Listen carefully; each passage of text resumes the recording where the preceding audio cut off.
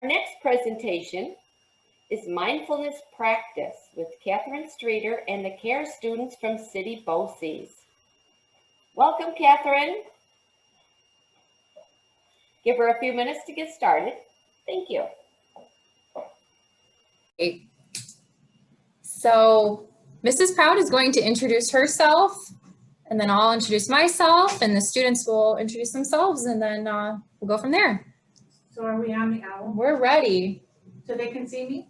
They can see you. Okay. Welcome, and thank you to the Val Foundation for having the CARE students and Mrs. Streeter here today for mindfulness practices. I am Robin Proud, and I'm the principal of student programs for New Vision, which was at the fair last year. And this year, we have our CARE students.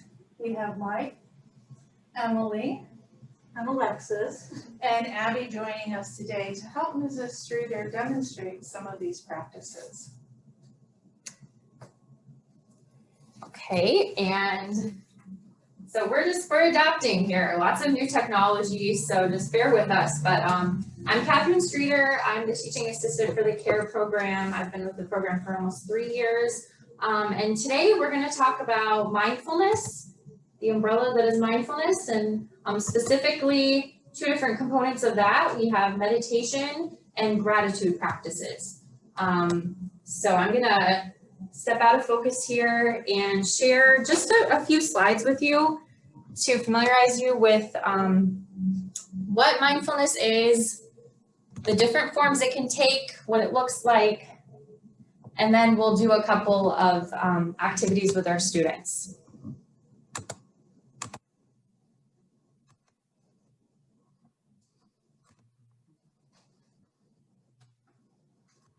Breath work, so different breathing patterns, and self-management strategies, so developing awareness about ourselves and issues that we may need to improve on, and in turn that helps us be more helpful to others and more functional within a community. So we just do little bits and practices.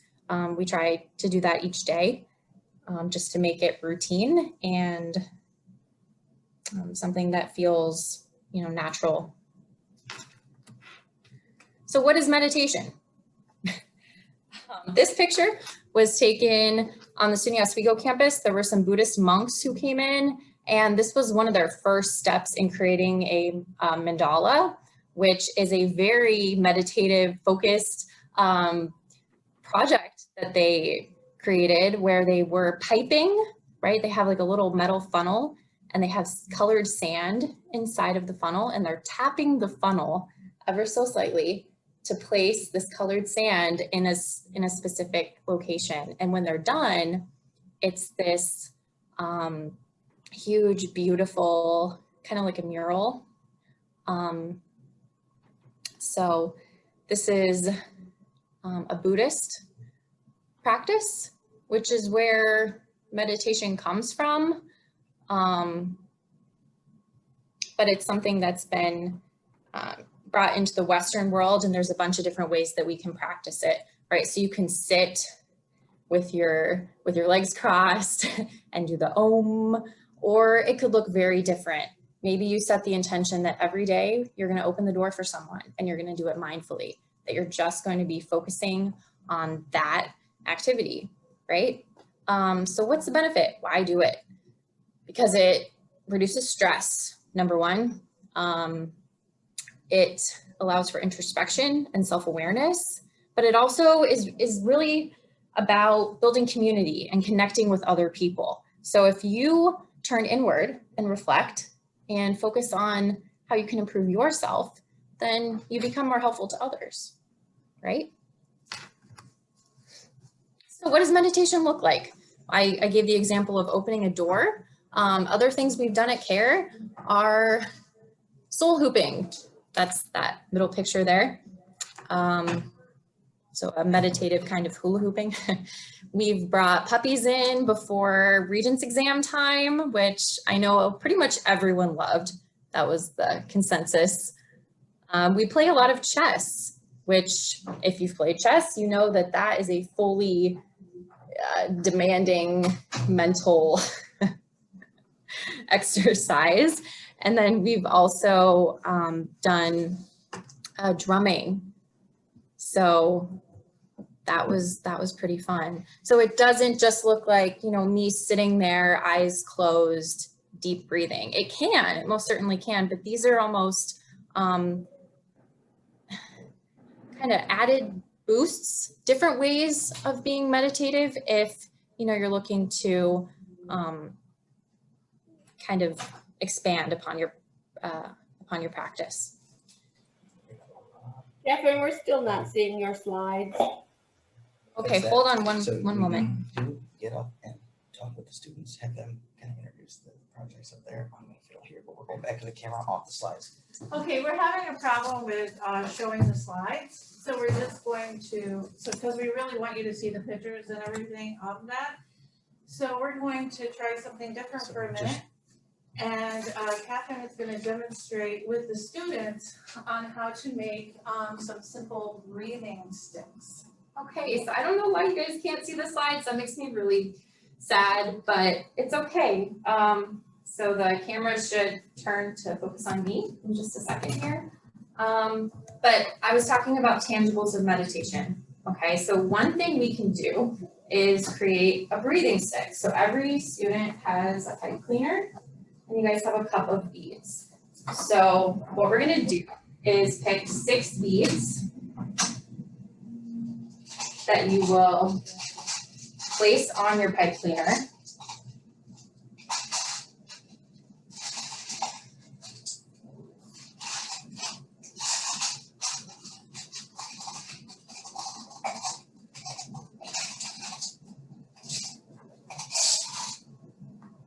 And the 6 beads represent 3 inhalations and 3 exhalations. So this little breathing stick will aid us in taking 3 deep breaths. Okay, so then once your beads are on, you're gonna knot either end of the pipe cleaner.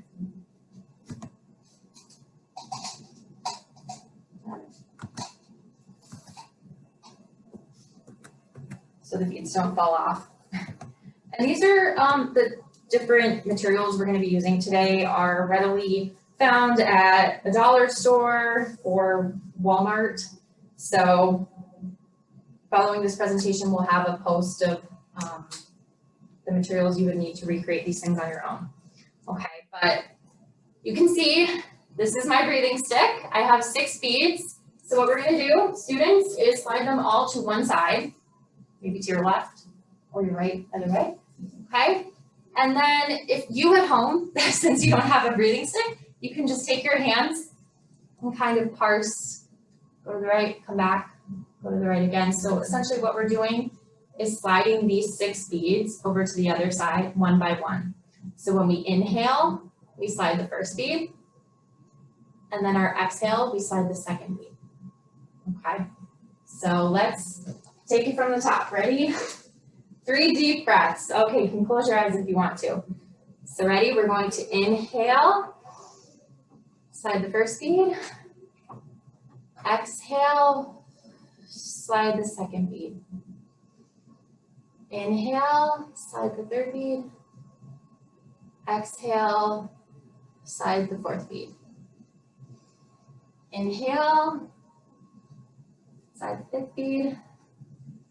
Exhale, slide the 6th bead. And say we're having a really stressful, hectic day, and you're a person who benefits from tangibles like this, then this is something you can put in your purse or in your briefcase or wound up in your pocket, right? And it may just to you kind of be like, I don't want to do that, but it's a training tool that you can use maybe for a week. And then after the week is up, you just remember to take those 3 deep breaths on your own. And then you don't need the breathing stick. I like it because again, it's tangible. I can hold it. It gives me something tactile to focus on. And so to me, I like having it nearby. How are we doing with this slide? No. Okay. You could share the screen. So I'm not gonna bother with that it. was an Just example have them talk about what they're talking of about. And do it without the slides. a meditative practice, specifically one that helps us breathe, right? So our body has a built-in regulation system, which is the breath. And we often don't pay any attention to it at all. And it's one of the most important built-in mechanisms we can use to calm ourselves down. So another one is essential oils. So I have the poster here. Not sure that it's all focused into view, however. Okay, so and it's hard to see, but what we have on here is aromatherapy information. So different oils have different purposes. For example, there it comes, now we're focused. Okay, so lavender is calming, it's good for stress relief, it relieves insomnia, and it decreases PMS symptoms. Then we have orange, which is an aphrodisiac, an antidepressant, and decreases inflammation and pain. You can also use essential oils to clean your home. And there are some guidelines you want to follow. So some oils are referred to as hot oils. So if you put them on your skin, they can actually burn your skin. So you would just dilute them in water and use them for the designated purpose. You can mix them. You can put them in a diffuser, which are pretty popular these days. We have one going in the room right now. Actually, you can't see it, but it's there and we can all smell it. But what we're gonna do today is something really simple that if you have a favorite essential oil at home, you can just take a cotton ball, because this cotton is really good at absorbing scent.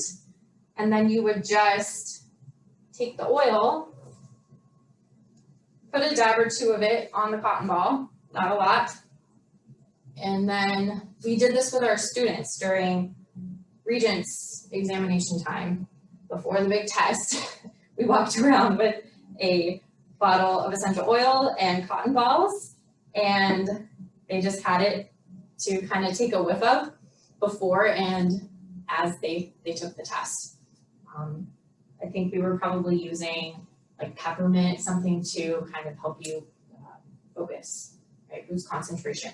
So students, you guys are going to take a cotton ball and choose an oil. And I think most of them have chosen lavender. We'll all do lavender.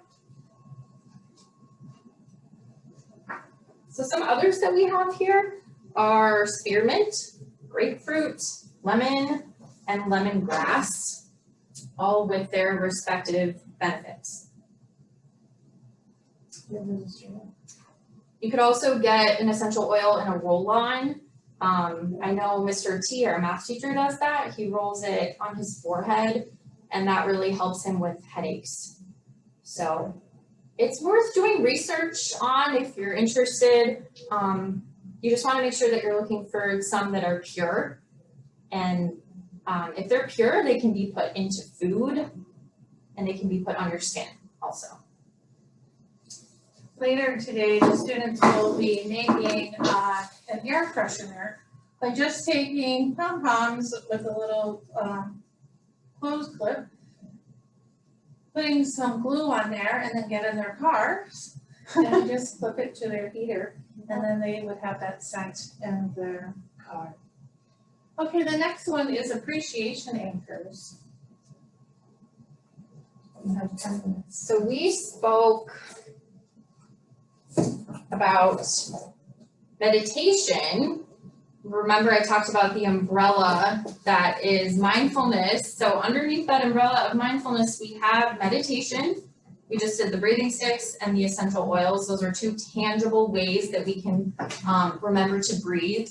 And, you know, we can pair that with a meditation video or anything that appeals to us. But then the second component of the mindfulness that we're talking about today is gratitude.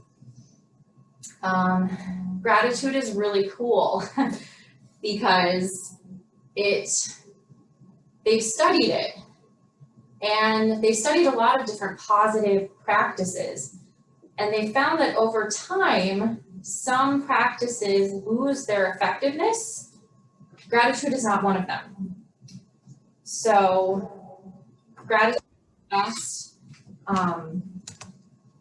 performed, you could say, when we express, like I just said, right? When we write something, so we could write a letter of gratitude to someone. Interestingly enough, the benefit of the gratitude practice sticks, even if we never send the letter. Okay, so, and it's not though, when they were studying it, they realized that it's not something you feel an instant boost from right away. It's something that is best, practiced over time. And with time, you can almost classically condition yourself to feel a response of appreciation just by touching something. So that's called an appreciation anchor. Okay. I'm not sure that you can see it all, but on the board we have gratitude stones, which it could just be a stone. You could inscribe a word on it. You could put a sticker on it that has a word on it. I have one that says hope on it. It doesn't have to be a stone. It could be some special memento. There's an ornament, maybe, something. Again, we're talking all about tangibles today. So something that you could hold that reminds you of what you're grateful for. And with time, you'll develop an emotional attachment to that object. So just by touching it, you feel more grateful. And there are a whole host of health benefits to gratitude as well. Basically, eliminating tunnel vision. So we could have a great morning and then something happens in the afternoon and it kind of spoils our whole day. And, we could end our day on a really sad note and think, oh, today was awful. But if we practice gratitude, we can remember, something great that happened the night before. Maybe a friend made dinner for us, or maybe in the morning, something nice happened then. So it's important to do. And I'll just share another, let's see.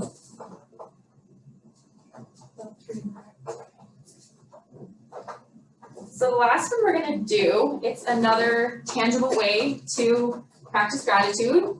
It's called gratitude boxes. Our students have jars, however. But what I've asked them to do is on a sheet of paper, write down 3 things that they're grateful for. And then they can tear that paper into strips and place those in their jar. Or you can just fold up the paper and put it in your jar. But the concept of the gratitude box or the gratitude jar is collecting happiness. Because there is something that happens where we tend to cling to the negative memories. And usually there's about an equal amount of positive, if not more positives that are happening. But we tend to forget those things. So something I had done in the slides I wanted to share with you was I took some snaps, some snips. So I was on my Facebook news feed and I was going through, looking back, and I had been tagged in multiple posts from students saying, I'm so thankful for the CARE program.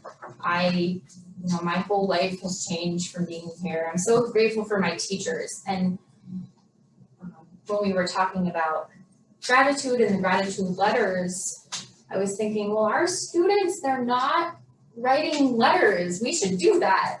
But then I realized, no, they have been writing. They've been writing on Facebook.